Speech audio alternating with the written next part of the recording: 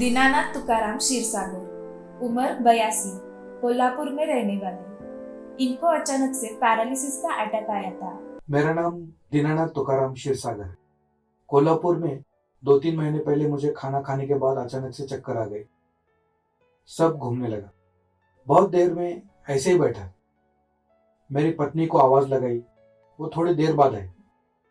आपको क्या हुआ पूछने लगी। फिर हम सब डॉक्टर के पास गए। उन्होंने मुझे बताया कि मुझे पैरालिसिस का अटैक आ गया। फिर मुझे और उल्टी हो गई। पेट में से सब कुछ बाहर आ गया। खाना बचा नहीं। उनको खाने पीने में मुश्किल हो रही थी। खाना खाने के लिए नाक में नली लगानी पड़ी। सब खाना लिक्विड बेस में देना पड़ता था।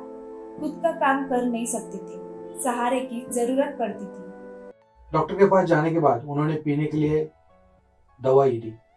वो भी मुझे पीने नहीं आई। उन्होंने बताया कि आपको अटैक का असर गले पे हुआ है। फिर मुझे खाने पीने के लिए नाक से ट्यूब लगाई गई।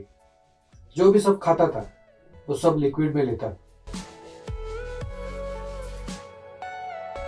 फिर हमने डॉक्टर विजय कुमार माने मॉडर्न होम्योपैथी की दवाई शुरू की।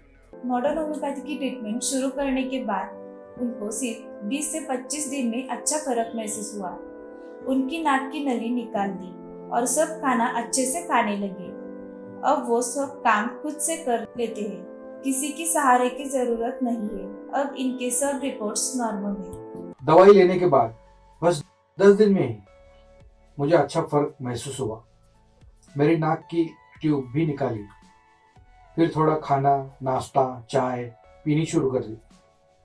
फिर डॉक्टर को पूछा तो उन्होंने सिर्फ लिक्विड का खाना ही लेने के लिए बोला।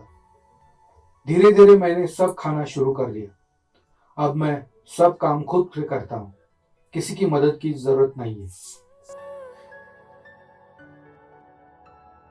मॉडर्न होम्योपैथी की दवाई से मेरी सब बीमारी ठीक हो गई। मॉडर्न होम्योपैथी की दवाई से अब सब कुछ नॉर्मल है।